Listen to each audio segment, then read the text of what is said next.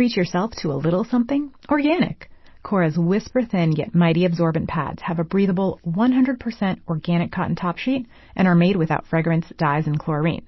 'Cause your vulva's not a hot tub.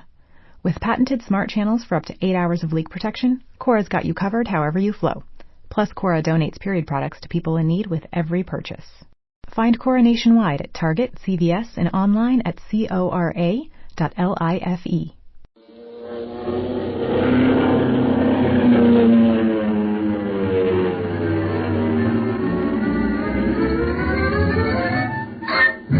Speed Gibson of the International Secret Police. Ceiling zero. Ceiling zero.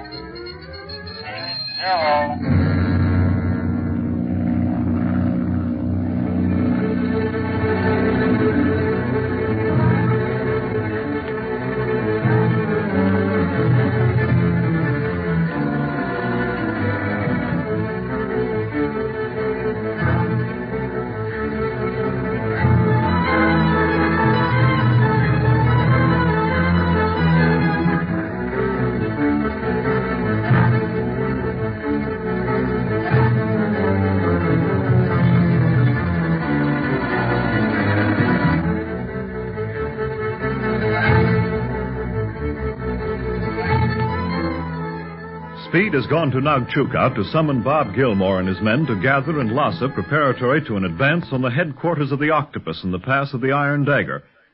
His Uncle Clint has remained at the house of La Chotzi Ring to formulate the best method of attack and also listen for word from Barney, who has flown to Black Pass for Chief Tipo and his prisoner Chen, chief pilot of the Octopus squadron of planes.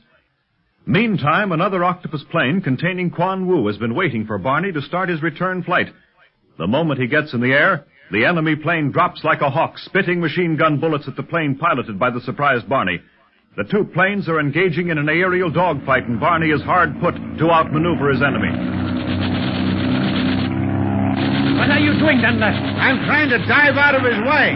Then if we can play hide and seek in these clouds, I'm going to try and get above him and give him some of his own medicine. Get on our machine gun, Chief Tipo. Can you work one? Yes, but how can I from a plane like this? Oh, it's a special job. Here, slide back that hatch. This? Yeah. That's right. Wait a minute now. We're in a cloud. I'm going to climb again.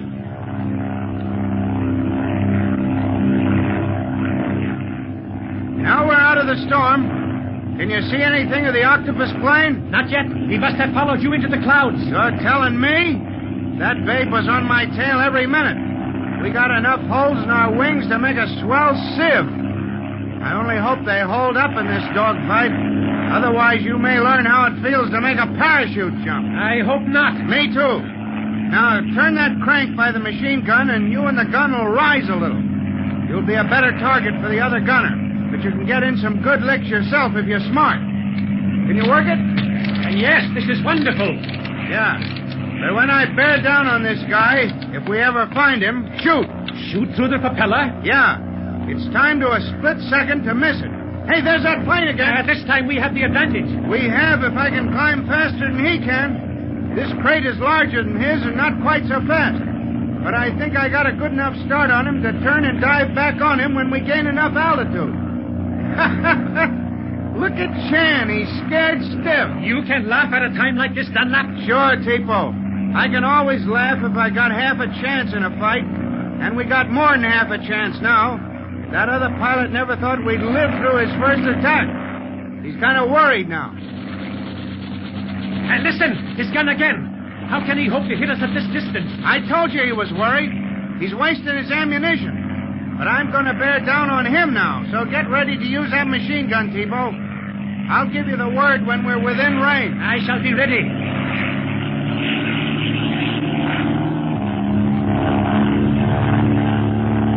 Let her go.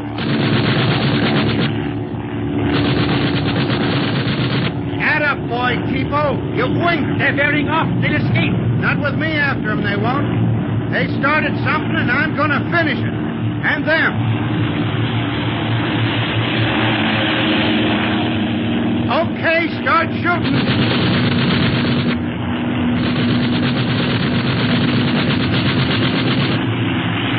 got him! You punctured the fuel tank. The ship's afire. There they go. Poor guys. But it was either them or us. Come on inside now, chief people, and we'll hit for home. And her brother. What an exciting life they have had. And excitement has its bad points as well as good, Dawa. I guess you've learned that during our stay here. Huh? You mean the episode concerning the arrow in the garden? Yes. Yes, that was very bad. Both Speed and I would have lost our lives had he not sensed the peril in time. Well, that sounds like a car. Must be your father and Speed. I shall see.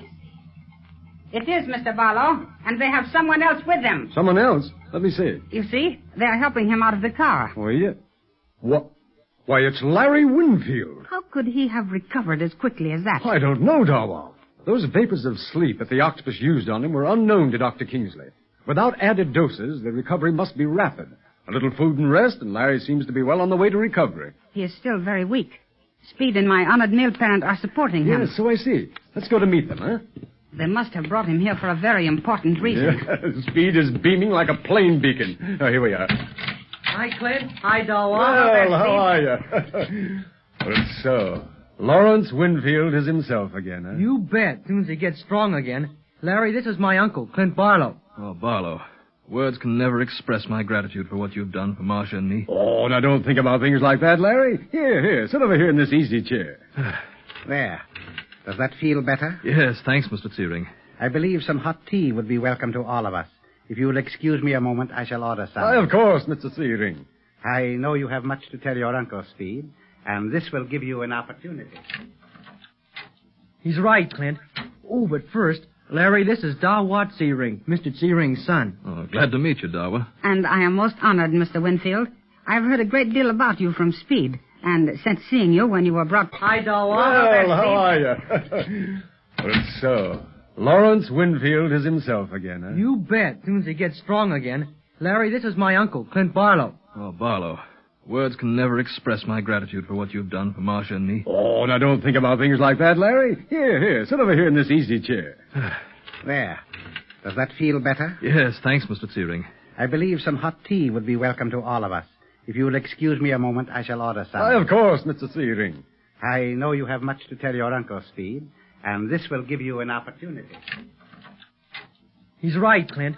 Oh, but first, Larry, this is Dawat Searing, Mr. Searing's son. Oh, glad to meet you, Dawa. And I am most honored, Mr. Winfield.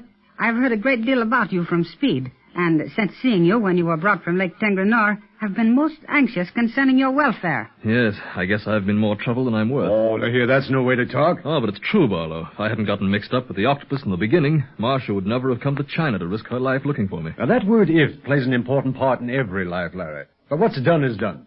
Now then, if you're strong enough, I want you to tell me everything you know about this criminal. How you first met him, what caused you to get involved with him, and what happened after that. Can I tell you something important first, Clint? Well, oh, yes. What is it, Speed? When Dr. Kingsley said that Larry could come back home with us if we took good care of him, we left Nagchuka and stopped off at Lhasa as we passed through it. Well, say, by the way, did you give Bob his orders to bring back the men to Lhasa immediately? Yeah, and as he raring to go, he'll come here as soon as he gets them settled in Lhasa. Good. While we were in Lhasa, Mr. Searing stopped up at the government building to see if anything new had been reported, and I went to see if any word had come from Chief Riley yet, and it had. What? You mean that we have an answer on those pictures of Paul Mounier that we telephoted to New York? You bet, and here it is. Well, wait a minute, now, let's see. Can discover no resemblance in telephoto pictures of Mounier to pictures in Rogue's Gallery. This proves we have no photographic record of Octopus. Well, that's a disappointment. Not such a big one, Clint. It was just a shot in the dark anyhow. You thought it might not match up with any of them. Yes, I know, Speed, But those pictures I took are going to be valuable anyhow. Larry Winfield knew the real Paul Mounier. What? Yes, I met him in Hong Kong. Well, then you could identify him from a picture? Yes, it was 3 years ago when I saw him, but he had such a striking face I'd know him anywhere. And even if you saw another face made up to look like him? Well, what do you mean? Shall I get the pictures, Clint? I have them in my room. Yes, Speed, and hurry. This may be the turning point of the whole case. Okay, I'll be right back. May I see that cable from Chief Riley, Mr. Barlow? I have never seen one before. Oh, yes, of course, Dawa. Here you are. But this is not the message you just read to us. This one says, weather unfavorable for scientific expedition. Supplies low. Stand by. Well, the International Secret Police have a code, Dawa. We send all our important messages in code. Oh, now I understand. Your organization is wonderful. I hate to think of what would happen to us if it hadn't been for the secret police. We operate to capture such criminals as the Octopus, Larry. And then law-abiding citizens won't be in such deadly danger. Yeah. Here is the tea, gentlemen. Dawa will pass the bowls and pour the tea. It'll taste mighty good to me. The weather's very cold. Yes, night is drawing on. I do hope that Barney and Chief Tipo return before darkness. Yes, I hope so too, Dawa. They should, if everything has gone right. But now that we have our tea, suppose you begin your story, Larry. All right. Well, Marsha's already told you that I came to China as engineer for an oil company.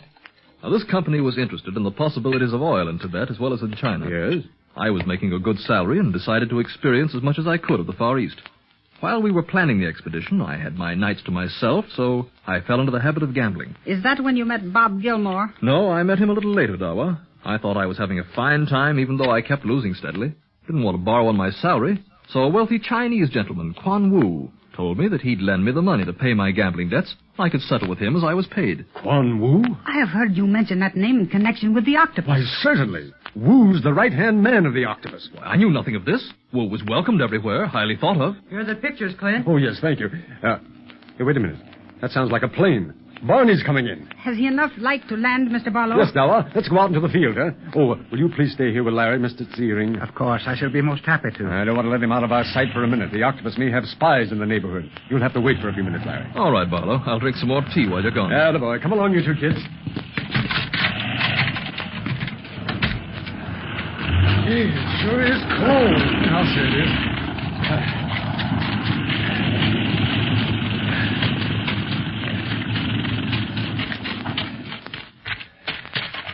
Hi, Barney. Hi. Hi, kid. Boy, oh boy, Clint, have the fireworks started. Huh? What do you mean? Well, you've been fired upon. By an octopus plane, no less.